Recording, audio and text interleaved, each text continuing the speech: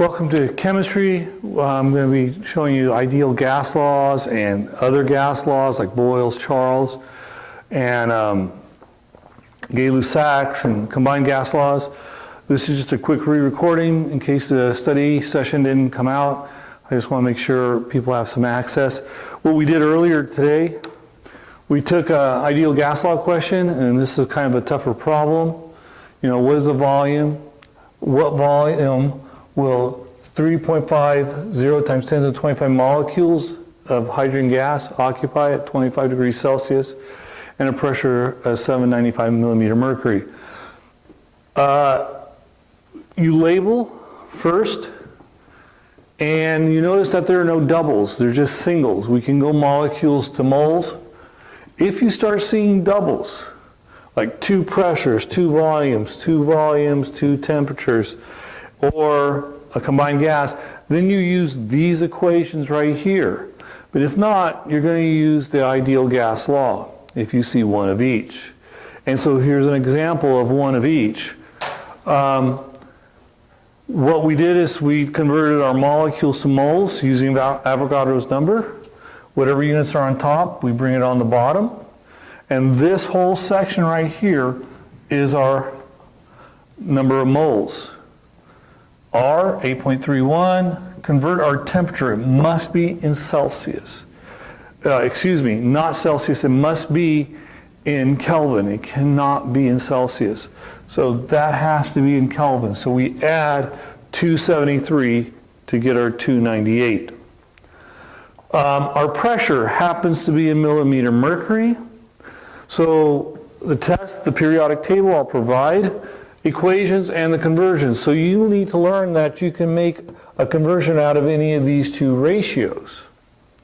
Okay, and also you'll need to know about STP. So 795 millimeter mercury, we use the conversion, 760 millimeter mercury to 101.3 kPa. When you plug this in the calculator, you're going to get 1,035.578 liters. So this is an example of using PV equals nRT. Another thing that can be done, or I'll show you an example. Let's do an example of Charles so that we can practice solving for T2 if need be. So let me get that done for you. So let's say for Charles, using a Charles law, what is the final volume, and let's not go volume, let's final temp. Final temperature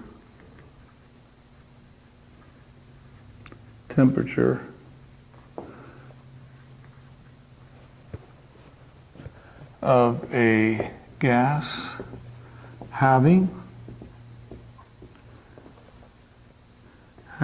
a final volume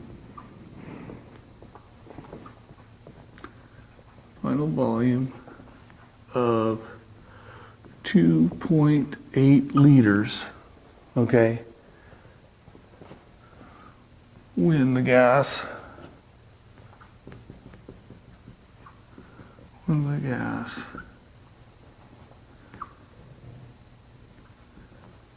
had an initial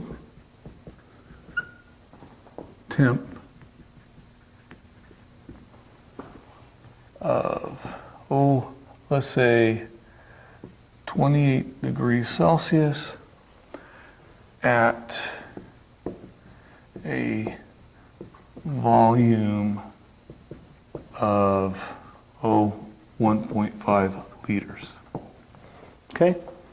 So first, what I recommend to all my students is to label their knowns. You could do a list or label it in the problem. So this is saying final. So final would be, let's say V2. This is my final volume. Well, then that must mean this is V1, which is associated to this temperature T1. If you label either in the word problem or make a list, you now know which one of these equations to use. I will provide these on a test. So, oh, Charles' law, write the equation. So I'm going to use a different colored pen. So V1 over T1 equals V2 over T2. Some kids get this confused if they try to do it in their head. My recommendation, do what most math teachers teach. They crisscross this. In other words, bring the T1 over here, bring the T2 over in this to the other side. You end up with T2 V1 equals V2 T1. Now, for some reason, kids find it a little easier to solve. We want T2 by itself. It's our unknown. So divide both sides by V1. Okay? And you'll find that T2 equals V2 T1 over V1. Okay? So let's plug in our values.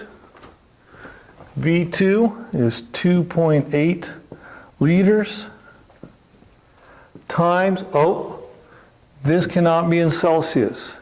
Okay, Celsius is based on water. Water freezes at 0. So imagine dividing by 0. That's undefined. It's not 0, it's undefined. Nobody knows how to define that. And second, let's say it's negative. It'll lead to negative volume in the future for other word problems. There isn't such a thing as negative volume as we understand it, okay? So, can't be in Celsius. We need to be in Kelvin. Anyway, water is a physical property, has physical properties that the universe gives it, so therefore, like all matter, it goes to 0 Kelvin when all kinetic energy is gone. So that's for all matter. That's water, everything else. So it doesn't work. So it has to be Kelvin. So I'm going to just write 28 plus 273, that's our conversion, and put K out here. Okay, and then our V1 is 1.5 liters. Well, that's sweet because the liters are going to cancel. That's important. We can now cancel this out, and we will be in something that's a little more functional. Unit meaning Kelvin, which that's what we're looking for. So let's put that together. 2.8 times 28 plus 273, divide 1.5, and we get an answer of 561.9. 561.9 Kelvin. Okay? And so that's going to get us Kelvin. Now, I'm notorious for my tests. To ask a question in Celsius, you get it to Kelvin, and then give me this answer, convert this answer to Celsius. So this problem would be 3 points for this work, and then 1 point for converting it to Celsius, because the question asked for that. In industry, a client may ask for something in Celsius or a different unit. As an engineer, analyst, you need to be able to convert, okay? So that does this. That's an example of Boyles, Charles. I can do an example of Boyles or partial pressure. I think I'll do partial pressure. So let's do a partial pressure example, and then I'll do an STP example to finish this video, okay? That should work out nicely for you, for your study. So partial pressure. So let's say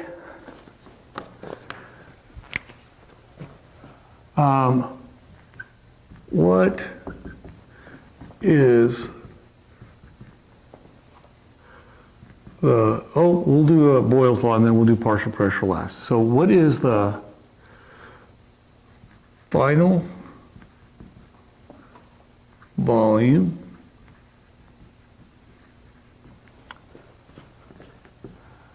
of a gas at,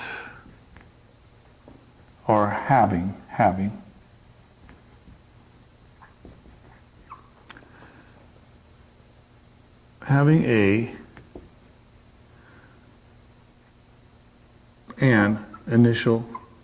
an initial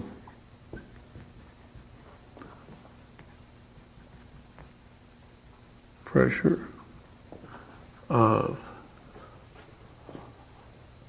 0.50 atm and a volume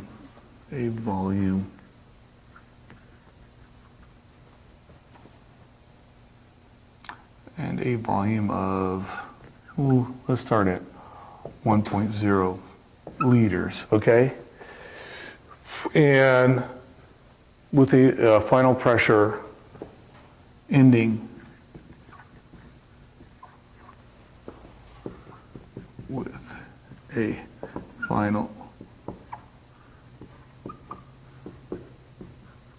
pressure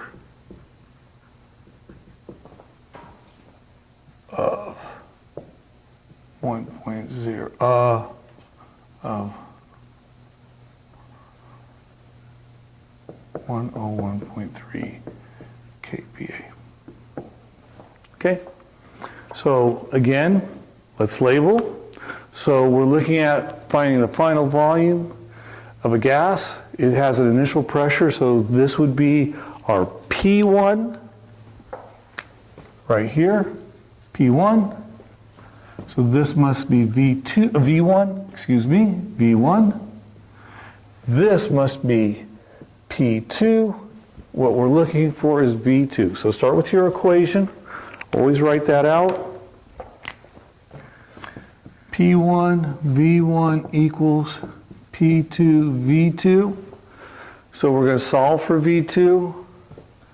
So V2 equals P1 V1 P2.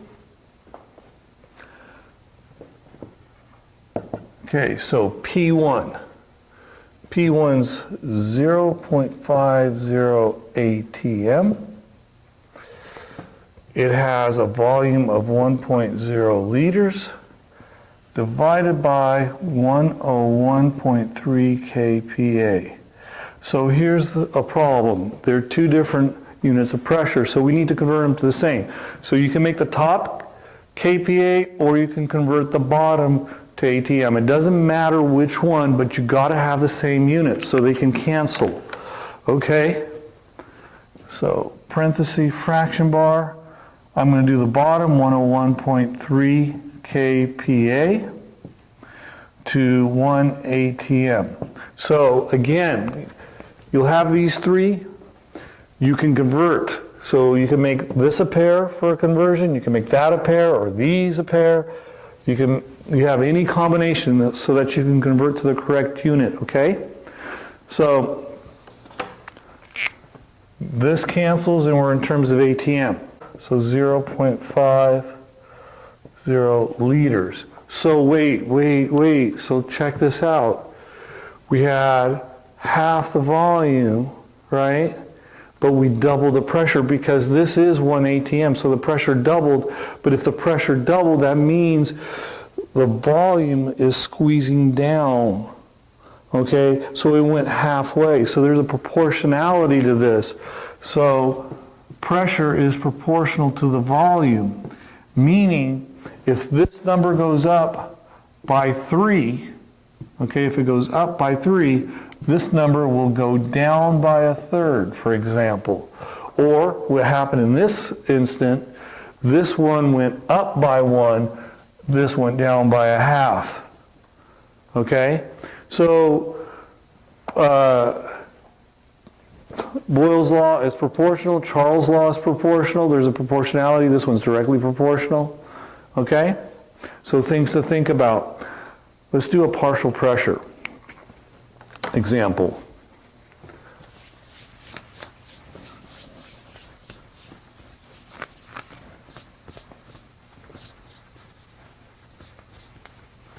So quick partial pressure. So for example, what is the pressure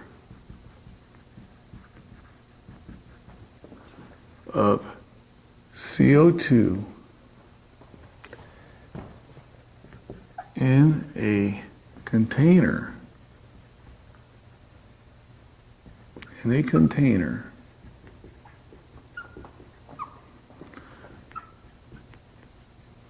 with a total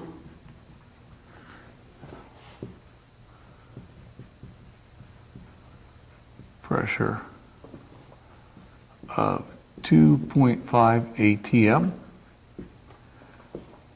having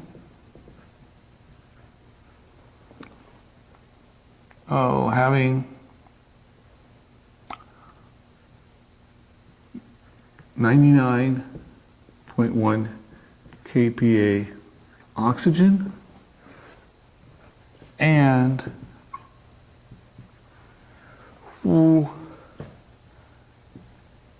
700 millimeter mercury nitrogen.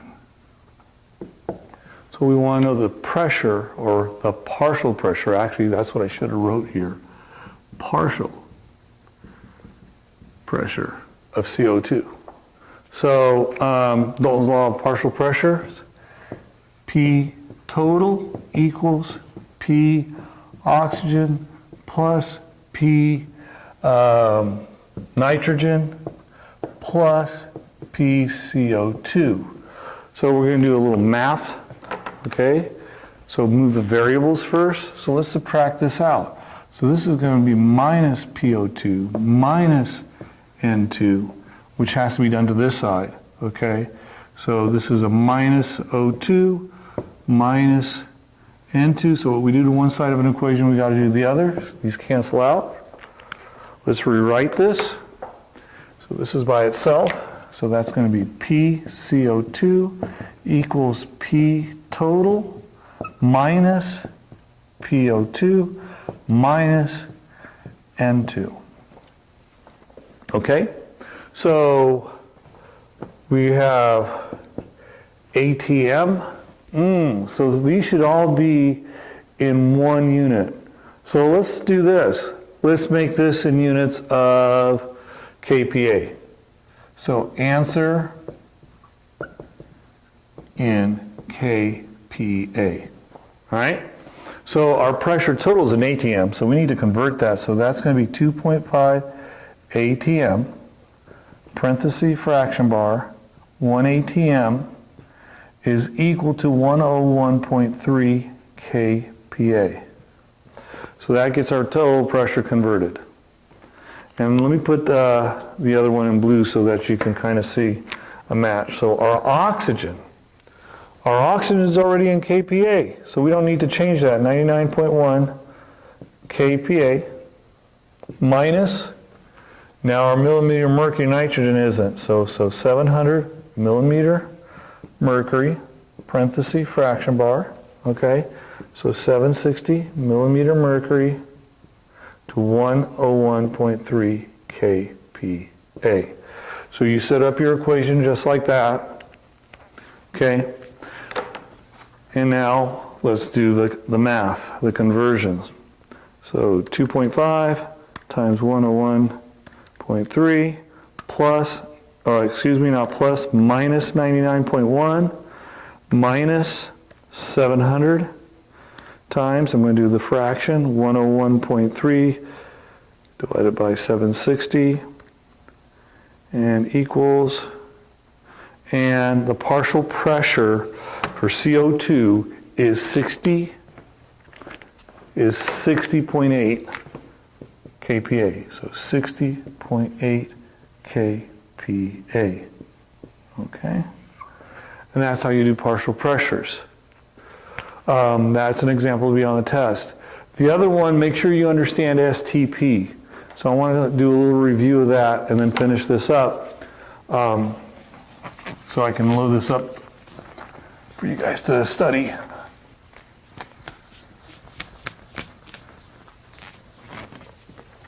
Okay. So STP. What this means is that you can have 22.4 liters per mole of a gas, but it's important that you understand only gases, not liquids, and not solids. And that there are conditions for this. The conditions are 0 degrees Celsius, which I wrote up here, at 1 ATM. But I don't have to write 0. What else is 0 equal to? There is a temperature that it's equal to, 273 Kelvin. And I can use any one of these three. Okay, so any one of these three can go here. This could easily be 760 millimeter mercury. These two things are the same, and I can do any other combination, okay? What's sweet about this is that we could take a balanced equation, okay, something like this, and we can find how many liters of a gas. So for example, CO3, it's a solid. It decomposes, let's just decompose it to produce magnesium solid, CO2 plus O2 gas. Okay, let's do something like this. Need to balance it. Okay, so we got 4, we can probably multiply this by 2. So that's going to give us 6, there's 3, we can multiply that by 2. So now 2 carbons, 6 oxygens, and 2 magnesiums. So let's say we have 25 grams magnesium carbonate. How many liters, okay, how many liters of CO2 will be produced? How many liters of CO2 will be produced? So that could be a good question. Okay? So, let's do that conversion. First of all, we're going to need the periodic table because we need the molar mass of magnesium carbonate. So magnesium is what? 24. So 24 for the mass, and then 12 for carbon, and then 3 times 16. So 3 times 16, 8, carry the 1, and so we're going to get 48. So 48, add these up, 10, that's 4, right? 14, carry the 1, and we have 84. So 84 grams per mole. CO3, parenthesis, fraction bar. Whatever unit's on top, put the unit on the bottom. MgCO3. We're going to convert this to CO2. So we're going to have to use the balanced equation. So mole CO2. 2 moles magnesium to 2 moles carbonate. The sweet thing is this is at STP, so in the question I have to put STP so that you understand that. All of this is occurring at STP. So if it occurs at STP, I follow my units. Parenthesis, fraction bar, whatever unit's on top, put on bottom, mole, CO2, 2 liters CO2, and that's when I use this value, 22.4 liters. Let's plug this into the calculator and get you an answer.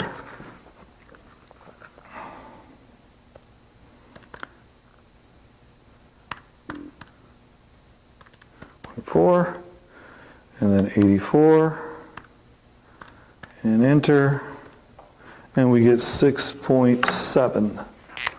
So this answer is 6.7 liters CO2.